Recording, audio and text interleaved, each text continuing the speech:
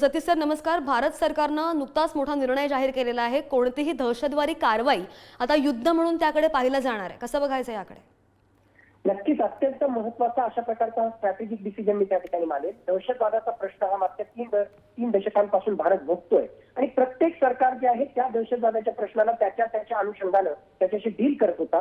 पण अशा प्रकारची जर आपली भारत सरकारची पॉलिसी जर बनत असेल की झिरो टॉलरन्स फॉर टेररिझम आणि ते हासिल करण्यासाठी दहशतवादी हल्ला जर त्या ठिकाणी झाला तर खरोखर हा भारताचा अँगलनी ऍक्ट ऑफ वॉर आहे. अशा प्रकारचा निर्णय जर झाला असेल तर यामधून संपूर्ण जगाला आपण कणखर संदेश देतोय की या पलीकडे जगाच्या कुठल्याही कोपऱ्यामधून जर अशा प्रकारचा हल्ला आमच्या देशामध्ये होत असेल दहशतवादाच्या माध्यमातून तर तुमच्या देशामध्ये घुसून सुद्धा आम्ही ती कारवाई करण्यासाठी बाध्य राहू, कारण आमच्या पॉलिसीच्या अनुसारच हे एक प्रकारे युद्ध मानलं जाईल. तर नक्कीच ही अत्यंत खमकी अशी भूमिका एक प्रकारे जी आहे देशाचा फर्म रिझॉल्व अगेन्स्ट टेररिझम या भाषेमधून दिसून येतो आणि ही जी आहे वेलकम अशा प्रकारची डेव्हलपमेंट आहे असं आपल्याला म्हणता येईल. आणि त्याच अनुषंगानं माईट बी संध्याकाळी जी पत्रकार परिषद मिनिस्ट्री ऑफ एक्सटर्नल अफेअर्सची आहे त्यामध्ये अशा प्रकारची अधिकृत घोषणा करता येईल. सतीश सर आणखी कोणते मोठे निर्णय अपेक्षित आहेत, कारण की सुरक्षिततेचा सुद्धा प्रश्न मोठा आहे?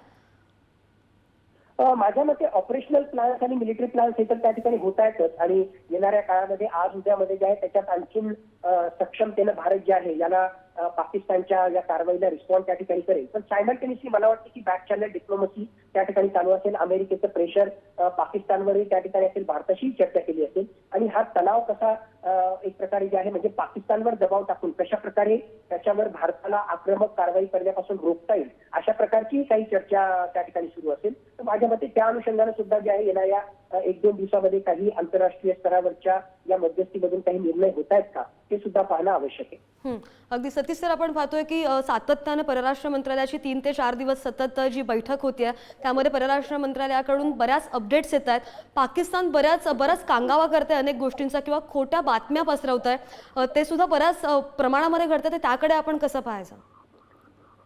अत्यंत महत्वाची अशी स्टेप त्या प्रेस ब्रीफिंग मध्ये घेतली जाते ते म्हणजे पाकिस्तानचं जे डिसइन्फॉर्मेशन कॅम्पेन आहे त्याला मोडून काढण्यासाठी विथ प्रूफ आपले जे फॉरेन सेक्रेटरी आहेत ते वेगवेगळ्या प्रकारचे फोटो म्हणा किंवा वेगवेगळ्या प्रकारचे जे प्रूफ आहेत ते प्रूफ दाखवून आपण सगळ्या जगासमोर दाखवतो की हा फक्त आम्ही दावा करत नाही तर त्या सांगत नाही म्हणजे शब्दांच्या माध्यमातून सांगत नाही तर त्याच्याशी रिलेटेड प्रत्येक गोष्टींमध्ये आमच्याकडे प्रूफ आहे.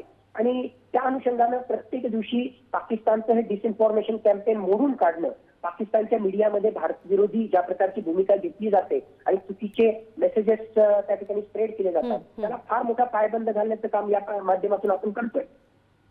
आणि त्यांच्या इन्फॉर्मेशन वॉरफेअर आणि सायकोलॉजिकल वॉरफेअरला जे आहे मोडून काढण्याचं काम सुद्धा या प्रकारच्या ऍक्टिव्हिटीमधून आपण करतोय.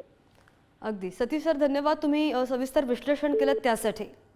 Lieutenant colonel Satish Dhage sir आपल्यासोबत जोडले गेलेले होते आणि त्यांची ही प्रतिक्रिया आपण पाहत होतो. मोदींच्या बैठकीनंतर सूत्रांनी ही माहिती दिलेली आहे. भारत सरकारनं हा मोठा निर्णय घेतलेला आहे.